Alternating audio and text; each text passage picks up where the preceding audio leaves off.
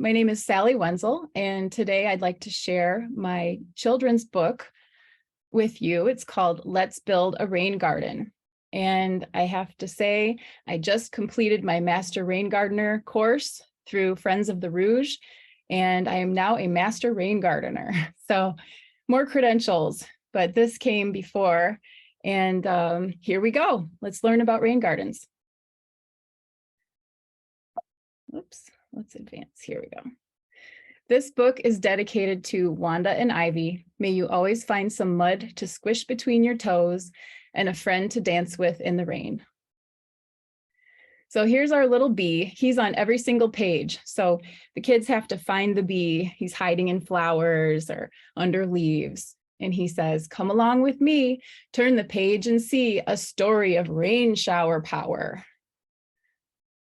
Dark clouds are up high, thunder fills the sky, a storm is rolling in, rain whooshes down, a waterfall sound, the downspout will begin."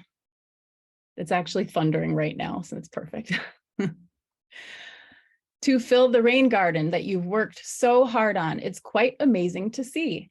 And mosquitoes, no worries, the water's gone in a hurry, just 24 hours, yippee! So you can see, the rain garden is absolutely 10 feet or more from the house. You got to protect your foundation of your house. The downspout, the rain's coming down. Can you see, is my face in the way there?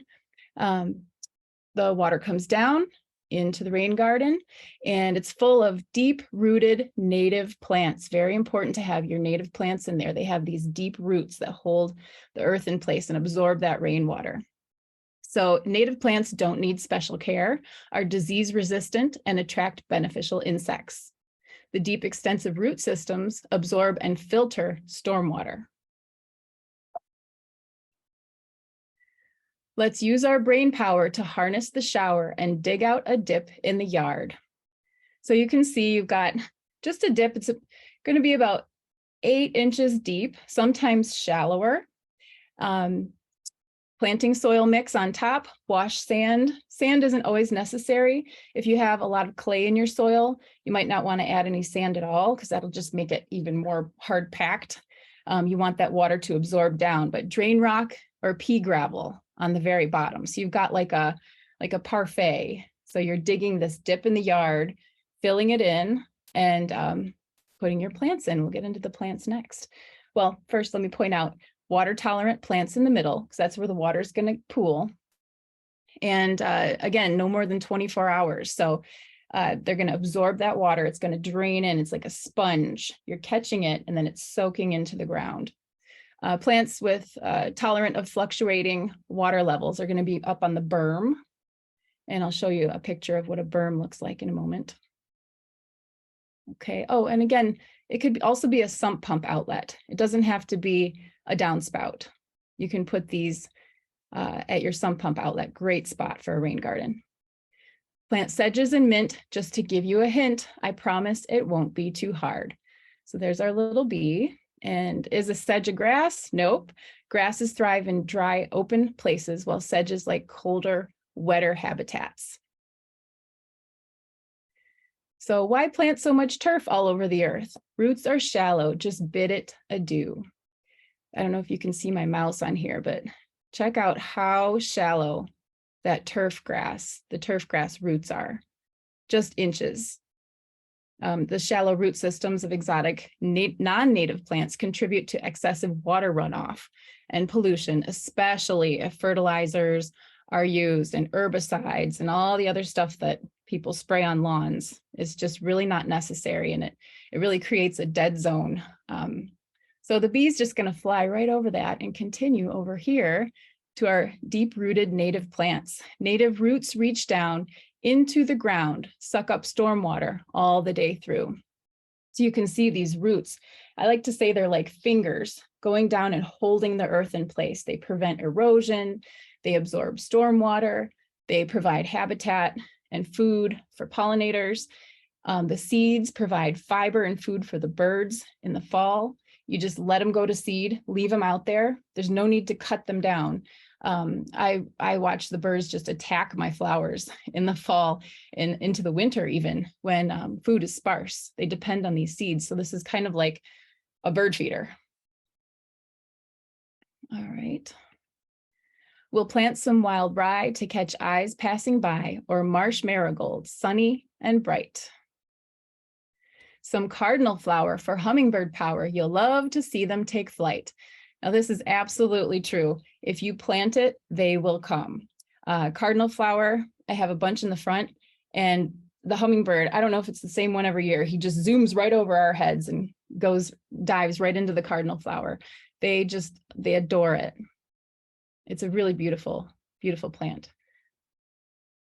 Butterflies and bees will love all the flower treats, an oasis for eggs and nectar. So I don't know, I think it was announced this past year that the monarch butterfly is now on the endangered species list. So it's critically important that we pay attention to milkweed habitats, that we put in milkweed on our property. You can call your garden a monarch way station if you have, I think it's 10 square feet or more of milkweed. We got to provide habitat for these little guys. They're going to survive. Milkweed and spiderwort, wild strawberry, of course, a safe place for little collectors. Embrace the rain before it hits the drain. Build a garden, yeah, that's what we'll do. So here's our lake perch, and he's asking Mr. Painted Turtle, what is polluted stormwater runoff? And Turtle says, well, rain gathers yucky lawn chemicals or oil and antifreeze from pavement. It all ends up in our lake and makes us sick. Be a part of the solution to stop the pollution. It all begins with you. So another big problem is road salt and other chemical runoff for our frog and toad population. The salinity in all the lakes is going up, and it's a problem because we don't want slippery roads, but what do? Thank you for taking a look inside this garden book, and the pollinators thank you too. Now find the perfect spot outside in your lot and sketch a plan of your dream to come true. So number one on the to-do list is call Miss Dig. That's what it's called around here. It's our utility company. They come out and they can mark where your electric line is, where your gas line is, so you're not accidentally digging into that. And you could hire a contractor or do it yourself. I think absolutely you can do it yourself. The first one I had a contractor do, which I'll show you in a moment. And then the next few we put in ourselves. I have 6 rain gardens now. I think I have 6. All right, and sketch a plan. It's really fun to sketch your plan and get the whole family involved in choosing the plants, choosing the design. All right, so the pages at the back of the book are more for the adult who's reading to the child. The deep and extensive root systems of native Michigan plants absorb rainwater, stormwater, that would otherwise flow into the storm drain and enter our fresh water supply. Urban stormwater is a type of non-point source pollution. The water picks up many pollutants along its pathway to lakes and rivers. Polluted runoff may include gutter grit, antifreeze, pesticides, fertilizers, oil and bacteria from pet waste, and old septic systems. So let's reduce runoff and do something with the rain before it hits the drain. Embrace it and grow something beautiful for all to enjoy. Now, when we think about some of our older cities, a lot of them have combined sewer systems where when you get a heavy, heavy rain, that rainwater combines with the sewage and dumps into a nearby water body. And then you've got really big problems with that, you know, all the nutrients contributing to algal blooms. You've got bacteria problems, beaches close. I know it's happened in some local Michigan beaches, even way up north with that the antiquated, really combined sewer overflow system. So if every single house puts in a rain garden and catches some of that water, you're taking pressure off of that system. You're helping the system out by harvesting your rainwater. You can do it with a rain barrel as well. So Cindy Ross is the restoration manager at Friends of the Rouge. She was kind enough to give me a quote for the book, and I'll read it here. Gardening allows us to get close to nature, to experience it at a micro scale, and to see the interaction between plants and animals, specifically the interaction of our pollinators that we know to be in danger from habitat loss and other threats. In addition to protecting water quality in our local lakes and streams, rain gardens help to protect us from stress, our property from flooding, and our pollinators from extinction. Rain gardens are a simple, low-cost solution to our urban stormwater issues. They bring beauty to our landscapes while helping to improve the health of our watersheds. We all impact water quality as we go about our daily lives. We can be part of the solution and make a difference in our community by putting in a rain garden today. Thank you, Cindy. So here we are, the Great Lakes region, Michigan, that's where I live, smack dab in the middle. So most of the plants in this book thrive in the Great Lakes region. And it is the largest freshwater system on Earth. And I always tell the kids, we are the team captain right in the middle, Michigan. It takes a team effort to protect, from Lake Superior to the lazy river, running through your town or the small pond at the city park. It's all connected. So let's be good neighbors and do our part. Let's build a rain garden. Some vocabulary, green infrastructure. This word needs to be in every single ordinance book that in every township and every city. We need to update those ordinances to have the word green infrastructure in there. Builds with nature, protects, restores, or mimics the natural water cycle, rain gardens, bioswales, green roofs. Let's update those laws and make some of these things mandatory. Even just a strip of native plants or a green roof on half a building could make so much difference in all this impermeable surface everywhere. Watershed. An area of land that sheds rainfall and snowmelt into a specific larger water body. Nature knows no borders. Absolutely. States and even countries can share the same watershed. Impervious surface allows little or no stormwater infiltration. This is what I mentioned before regarding green infrastructure and how to balance that out.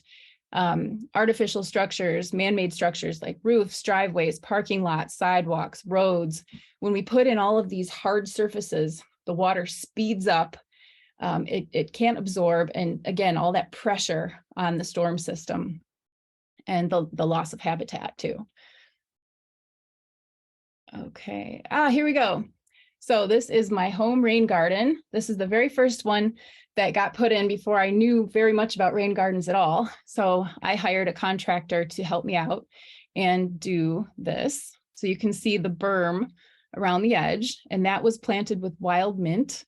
The ponding area, just a very small ponding area. Again, the water really only sits, it's supposed to sit there for no more than like 24 to 48 hours. Excuse me. And no need to worry about mosquitoes. They take a lot longer to go from the larva stage. I think it's like 7 or more days, or maybe even 14 days. Not sure the exact amount of time, but you don't have to worry about mosquitoes breeding in the ponding area if it's draining properly.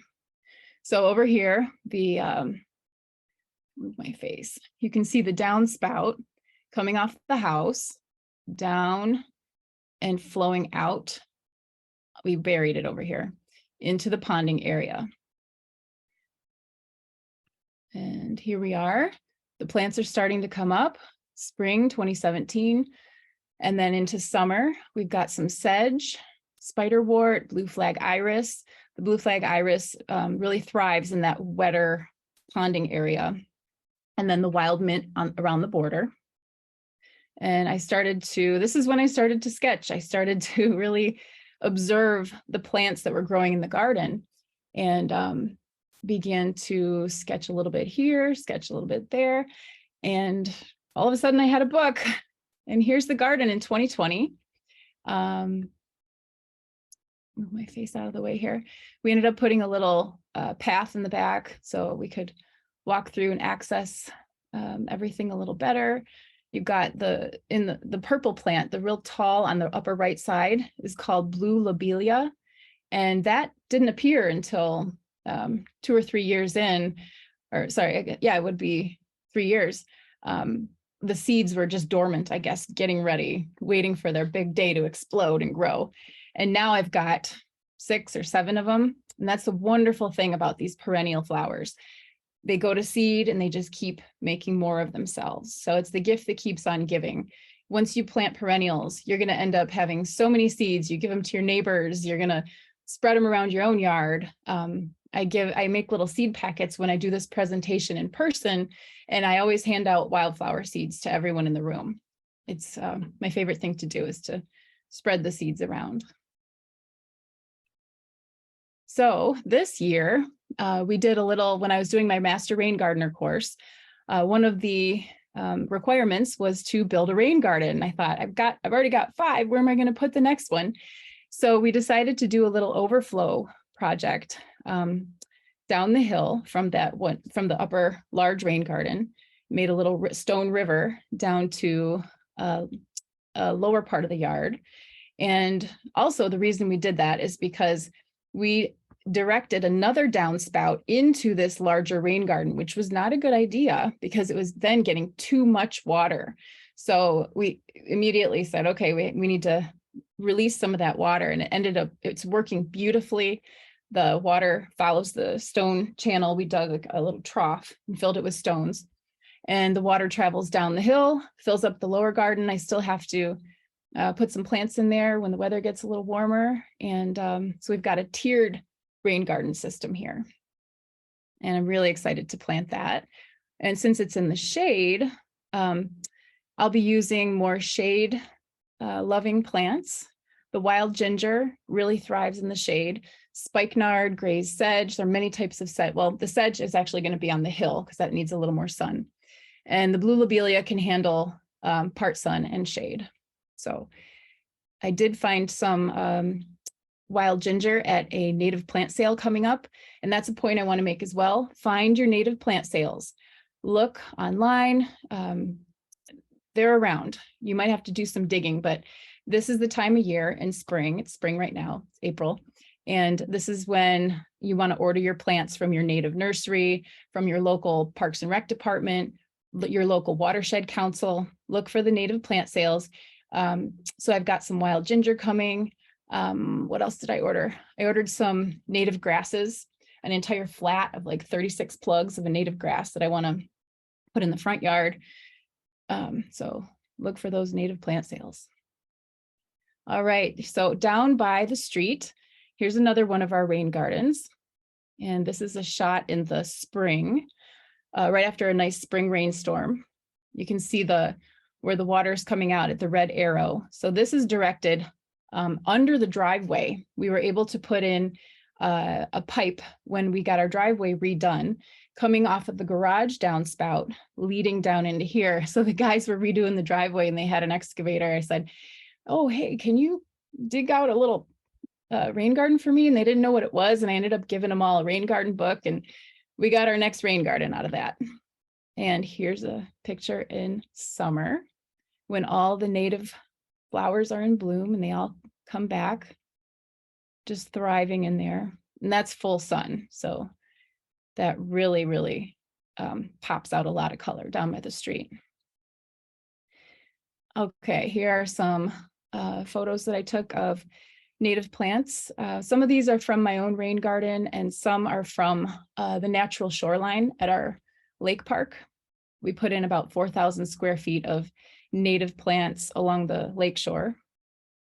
And butterfly milkweed, the orange, love that. And we do have a ton of milkweed. That is a certified monarch way station over there at the park. So here's some ideas for rain garden plants for you. And just another example of how the plants impressed upon me, and I used them to inspire the book.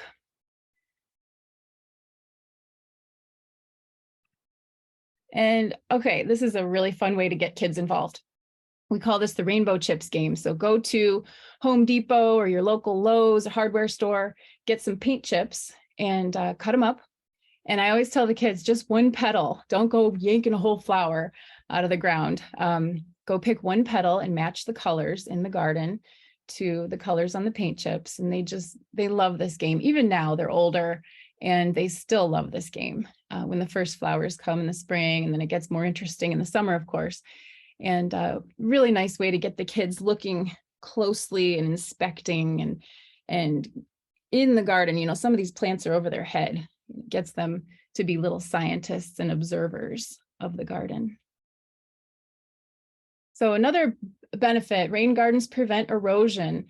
So we live on a hill, and this rain garden was built into on the slope where the backyard was like washing away. So we dug a little dip, and it comes from a very, very small part of the roof on the very, very top. And so that's why it's so small, but it does do its job. It catches water there, and it's not eroding anymore. It's thriving with plants now. Oh, here we go. Erosion is the gradual destruction of something like my backyard. Okay, the perfect spot for a rain garden. So this is the front yard at my parents' house, and I am trying to get them to put a rain garden here. I mention it now and then. I think I might just have to show up with a shovel and some plants one day, because there's so much potential for this spot. It'll be, and butterflies. It could be a great, great spot for a rain garden. We'll see. Okay, another way to get kids involved. Make a treasure map and find all the downspouts around the yard. Some of them, it took a while for us to find them. They were sort of hidden. And then we saw water pooling. Oh, because in the kind of woodsy backyard, we had trouble locating all of them. And then they would appear after the storms. You'd see the water pooling. And where's the sump pump outlet? Make the kids find it, get them involved, get them understanding the power of water and how water works. Where does it go? Where is it flowing? Where is it pooling? Okay, get the kids involved in sketching the plan. Choose your favorite plants, and is it sunny? Is it part shade? Make a rough draft, draw the design together, see how many plants you're going to need, what's the growing space. And you can always change it. Even when the plants are in there, you can always relocate if they're not doing so well. The one maybe needs a little more sun than you thought. You can always dig them up and transplant. Okay, let's recap some key vocabulary. Native plants. So thousands of years of Great Lakes heritage, or wherever you're located. If you're not in the Great Lakes region, you can find your native plants and just know that they've been there a long time. They have a job to do. They're holding your earth in place. They're at the bottom of the food web. They're providing the essentials for those little critters and on up the food chain. So here are some seeds that I collected from my native plants last fall. This is what I make my little seed packets out of. I dry them and then put them in packs. It's not necessary, but it does benefit the seeds to keep them in a colder place because they're used to overwintering outside. They like that cold hibernation period, and they will do better if they're kept in the cold, because that's their natural state. So you've got some purple coneflower seeds here, black-eyed Susan, some vervain, boneset up here, some wild licorice plant. It's called anise hyssop. And then this looks like a butterfly milkweed pod. Save those seeds. Okay, green infrastructure. Everybody remember that term, green infrastructure. Helps the birds and the bees and the pollinators. It's going to filter stormwater. It's going to fight flooding, combat the heat island effect. You're going to hear this more and more as we experience changes in the climate. Whatever you believe is causing it, it's going to affect us, all of us. And the more we can cool our cities, the more comfortable life we're going to live. And rain gardens, green roofs, permeable pavement, bioswales. These are types of green infrastructure. Okay, watershed, land that drains or sheds water to a common water body. So you can see an example here. I did take this image off of a local watershed website. I didn't think they would mind if I borrowed it because it's for a good cause. I did not draw that. So watersheds cross over city limits and property lines. Cities, states, and even countries can share the same watershed. Nature knows no borders. So where I live, here are the Metro Detroit area watersheds. I live at the very top of the Friends of the Rouge, the Rouge River watershed, the pink here. And this is the Clinton River watershed, the Huron River watershed. Everything's draining into Lake St. Clair, the Detroit River, and Lake Erie.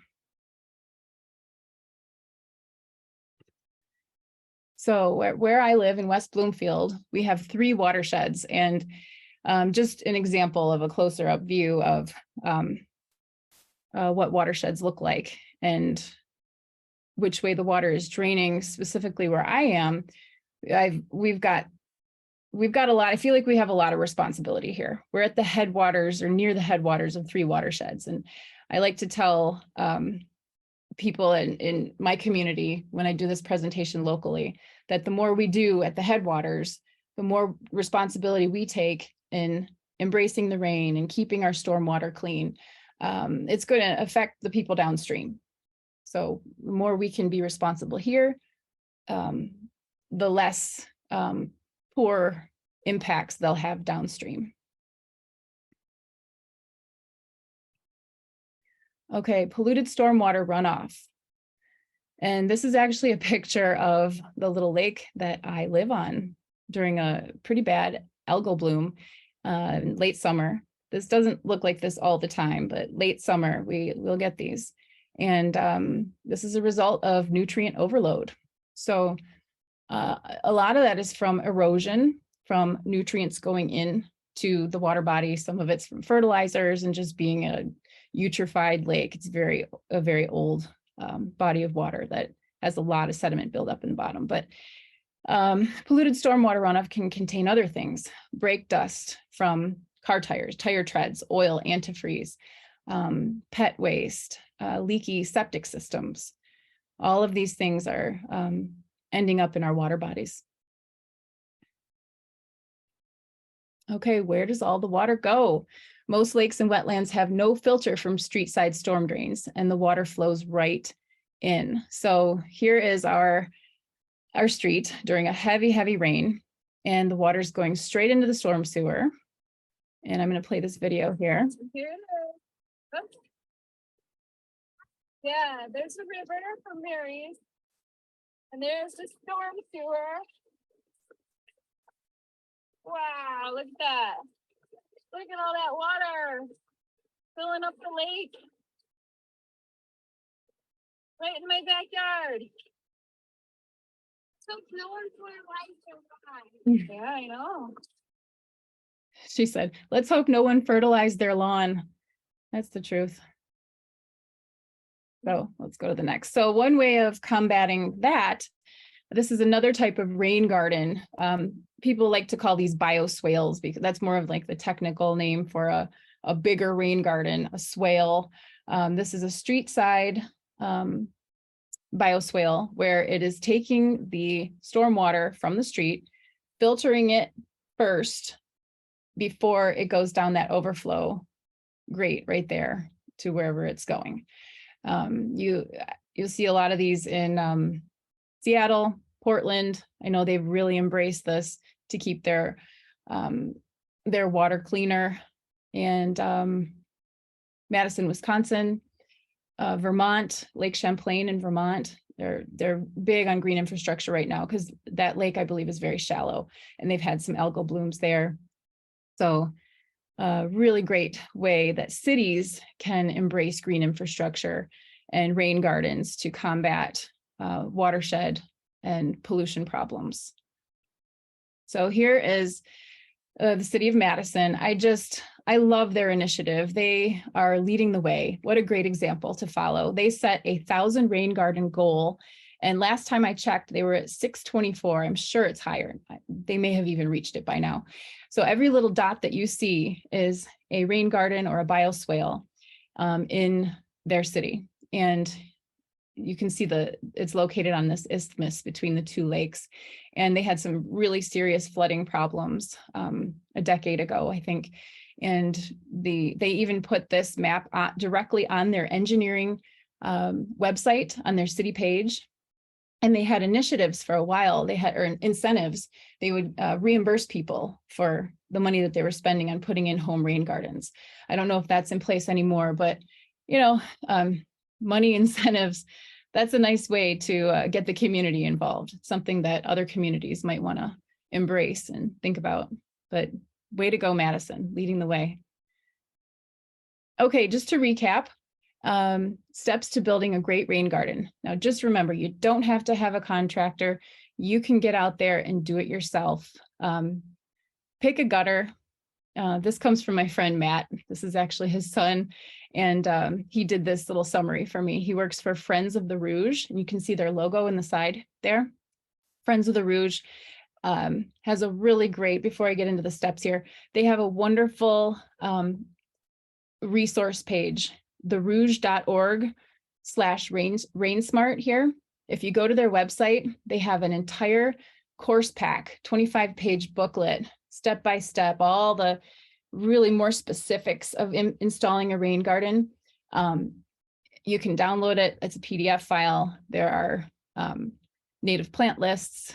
And again, that's for my region, but look for you can still use the rain garden packet for any region wherever you live, the basics of rain gardening. But as far as plant lists, find your local watershed council and you can get one from them, I'm sure.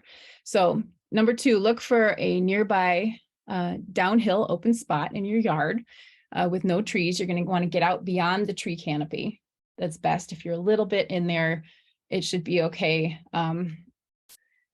Just don't want to mess too much with large tree roots. Make sure it's 10 feet from the house. Matt says use a garden hose or a rope, and you can draw a nice organic shape, whatever shape you want, about the size of a small car, depending on the size of your house. I'll get into that in a minute. He says, have your parents visit therouge.org to learn safety information, etc.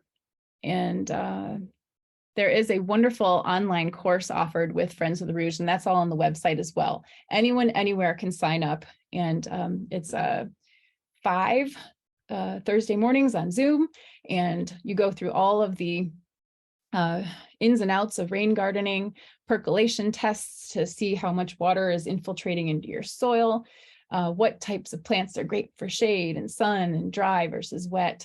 And it's a wonderful, wonderful resource. Friends of the Rouge River. Again, there's the website, a little bigger. Can't say enough good things about this nonprofit. Wonderful nonprofit in the Detroit area. Okay. A rain garden functions well, sized at about 20% of the area draining into it. So if you look at your roof, you don't have to get up there, but take a look at your roof and take about 20% of that area, visualize, and put it on the ground. And that's the size of your rain garden. Between 4 and 8 inches deep, typical size, 100 to 300 square feet. And okay, in the red, avoid. Definitely stay 10 feet or more away from your foundations. Root zones of large trees. Make sure you get your utilities marked before you start digging. And you don't want to do more than a 12% slope. I'm not sure what the slope is in my backyard there, but any more of a slope, you're going to have some difficulty. I think the water may just flow right over. So, oh, wow, we're at the end already. So this is my work in progress. This is Dr. Buttonbush. He's Michigan Green Frog. This is the next book that I've been working on for a little while. It's slow going. And he's a green frog who's trying to save his shoreline from being cut down. And he lives under the buttonbush on a little lake. And he's got some friends who are going to help him save his home because they all like to hang out there with him together. So we'll see when, I don't know when that's going to be done, but it's in progress. Okay, so let's build a rain garden. It's available on Amazon.com. And you could also email me with any questions and pick yourself up a copy. So thank you for listening, and hope everyone builds a rain garden.